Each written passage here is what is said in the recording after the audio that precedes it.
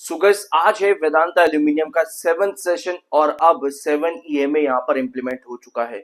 और अच्छी चीज क्या है, यहाँ पर खराब चीज क्या है चार्ट्स के ऊपर, क्योंकि लिस्टिंग के बाद थोड़ा बहुत करेक्शन, फिर रिकवरी, फिर स्टेबिलिटी, कंसोलिडेशन, बहुत कुछ 7 सेशन के अंदर वेदांता एल्यूमिनियम के चार्ट पर हो चुका है। मार्केट एक्सपर्ट्स बुलिश है। शुरुआत करते हैं इस वीडियो की, क्योंकि मार्केट एक्सपर्ट्स यहाँ पर बुलिश है वेदांता एल्यूमिनियम को लेकर के। वेदांता एल्यूमिनियम में सीएलएसए का मानना है बुलिश कॉरस बन सकता है यहाँ पर, डिस्पाइट इसके कि स्टॉक ने लिस्टिंग के बाद 13% के नेगेटिव रिटर्न्स दिए थे। तो सीएलएसए यहाँ पर बुलिश है एल्यूमिनियम इंडस्ट्री को लेकर के भी, और इनका मानना है एल्यूमिनियम इंडस्ट्री में fundamental and Vedanta aluminium metal operational growth जो है वो एक पॉजिटिव ट्रेजेक्टरी की तरफ आगे बढ़ सकती है, जिसकी वजह से सीएलएसए वेदांता एल्यूमिनियम में बुलिश है। और इन्होंने टारगेट भी यहां पर दे दिया है, कितने का? 540 रुपीज का टारगेट दिया है और आउट परफॉर्म की रेटिंग भी दी है। दैट मीन्स कि अपने सेक्टर को वेदांता एल्यूमिनियम आउट परफॉर्म कर सकता है। दैट मीन्स कि अगर सेक्टर में करेक्शन भी होगी तब भी वेदांता एल्यूमिनियम में बुलिश टारगेट्स की पॉसिबिलिटी यानी कि अप ट्रेंड की पॉसिबिलिटी अच्छी नजर आ सकती है। ये मानना है सीएलएसए का 540 का टारगेट दिया है, जो कि प्रेजेंट लेवल से स्पेशली प्रीवियस क्लोजिंग यानी कि ट्यूसडे की क्लोजिंग से लगभग 18% अपसाइड का पोटेंशियल शो करता है। तो ये है मार्केट एक्सपर्ट्स आपके यहाँ पर। इसके बाद में और भी बहुत से मार्केट एक्सपर्ट्स हैं, जैसे कोटक इंस्टीट्यूशनल इक्विटीज, इन्होंने भी वेदांता लिमिटेड में वेदांता एल्यूमिनियम में बाइंग की रेटिंग दी है और टारगेट दिया है 600 रुपीज का। ऑल्दो कोटक इक्विटीज ने ये भी कहा है कि जो फेयर वैल्यू है वेदांता एल्यूमिनियम की वो 600 रुपीज पर शेयर के हिसाब से निकल करके आती है। अब एक कंसर्न इस वीडियो को बनाने से पहले आप व्यूअर्स का मेरे को देखने को मिला कि कंपनी की फेस वैल्यू 1 रुपए की है। देखो यार, एक चीज बहुत ध्यान से समझना, मार्केट में अलग अलग इंडिकेटर्स होते हैं किसी भी शेयर के प्राइस को डिटरमाइन करने के लिए कि उसका प्राइस कितना ऊपर जा सकता है या कितना नीचे, या भी ओवर वैल्यूड है या ओवर या अंडर वैल्यूड है। ये सब चीजों को इंडिकेट करने के लिए मार्केट में अलग अलग इंडिकेटर्स आपको देखने को मिलते हैं। फेस वैल्यू सिर्फ एक छोटा सा इंडिकेटर है जो कि बताता है कि कंपनी की वैल्यूएशन एज पर कंपनी डिविडेंड देगी या फिर कंपनी इन फ्यूचर कभी बोनस या स्प्लिट लेकर के आती है, तो उसके हिसाब से कंपनी की फेस वैल्यू क्या होगी। बस इतनी ही चीज फेस वैल्यू बताती है आपको। फेस वैल्यू एग्जैक्टली आपको ये नहीं बताता कि शेयर का प्राइस क्या होना चाहिए। इन फ्यूचर अगर कंपनी कोई भी कॉर्पोरेट एक्शन लेकर के आ रही है डिविडेंड का या फिर आपके बोनस या स्प्लिट का, उसके टाइम पर कंपनी की फेस वैल्यू डिटरमाइन करती है, ना कि कंपनी की एक्चुअल प्राइसिंग क्या होगी उसको डिटरमाइन करने के लिए फेस वैल्यू को कैलकुलेट किया जाता है। फेस वैल्यू अलग है। अगर आप शेयर को कैलकुलेट करना चाहते हो उसके लिए P, price to book ratio, EPS, ये 3 मेजर इंडिकेटर्स आप इस्तेमाल कर सकते हो आई बिलीव। बाकी आपका क्या ओपिनियन है कमेंट बॉक्स में आप शेयर कर सकते हो। I am NISM 7 certified, subscribe जरूर कर देना अगर पहली बार आए हो तो। वेदांत एल्यूमिनियम का एक वीडियो मैंने लिया था आप लोगों के साथ वीकेंड पे, ठीक है। वीकेंड पर भी हमने वेदांत एल्यूमिनियम का एक वीडियो लिया था। यहां पे हमने 1 आवर टाइम फ्रेम पर डिस्कस किया था कि प्रेजेंट लेवल लास्ट सेशन जो फ्राइडे के दिन का था आपका वेदांत एल्यूमिनियम में, जो आपकी क्लोजिंग आई थी 470 के ऊपर सस्टेन करता है तो आपको अप ट्रेंड देखने को मिलता है। इसमें 495 तक के टारगेट्स वेदांता एल्यूमिनियम के अंदर है। लोअर लेवल पर 450 रुपए पर हमारा बेस है वेदांता एल्यूमिनियम का। वेदांता एल्यूमिनियम में ये 1 आवर टाइम फ्रेम की कैंडल थी। उसके अगले सेशन यानी कि इस वीक में जो मंडे को वेदांता एल्यूमिनियम खुलता है, तो हमारे पास इसी कैंडल के पैरेलल में एक रेड कैंडल ड्रॉ होती है और गिरावट मिलती है। तो 450 के करीब वेदांता एल्यूमिनियम वहां पर आ जाता है। अभी मैं आपको दिखाता हूं कि प्रेजेंट चार्ट की सिचुएशन क्या है।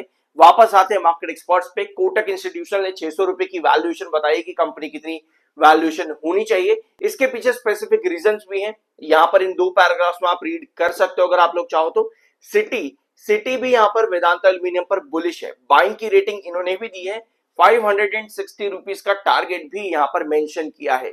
वो फोरकास्ट भी यहां पर इन्होंने दिया है। सिटी ने एल्यूमिनियम के फोरकास्ट के बारे में बताया है कि मेटल फोरकास्ट लगभग $3700 पर टन के हिसाब से फाइनेंशियल ईयर 27 में बढ़ता देखने को मिलेगा और फाइनेंशियल ईयर 28 में $3800 पर टन के हिसाब से बढ़ेगा। उसके अलावा नेक्स्ट 6 to 18 मंथ्स के अंदर एल्यूमिनियम की जो प्राइसिंग है $4000 पर टन के हिसाब से बढ़ती देखने को मिलेगी। तो सिटी, कोटक और साथ में आपके सीएलएसए, राइट, यस, ये सभी मार्केट एक्सपर्ट्स और ब्रोकरेज हाउसेस वेदांता एल्यूमिनियम को लेकर के बुलिश है। सेलिंग इस समय 9,58,000 की है और 4,69,000 बार है, तो 1:2 का रेशियो है, यानी कि लगभग एक बार पर 2 से ज्यादा सेलर।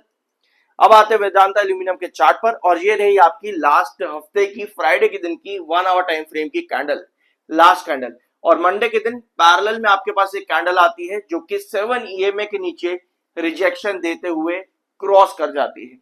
ऑल्दो अगर हम डेली टाइम फ्रेम पर देखेंगे तो आज कंपनी का 7th डे ऑफ ट्रेडिंग है, 1 2 3 4 5 6 7 7th डे ऑफ ट्रेडिंग आज के दिन वेदांता एल्यूमिनियम का है, जिसके बाद में ये जो रेड लाइन आप देख रहे हो छोटी सी 7 EMA अब यहाँ पर बन चुका है। अच्छी चीज नहीं है 7 EMA के नीचे ट्रेड करना, यानी कि 7 EMA पर आते ही सेलिंग आनी स्टार्ट हो गई, जो कि अच्छा साइन नहीं है।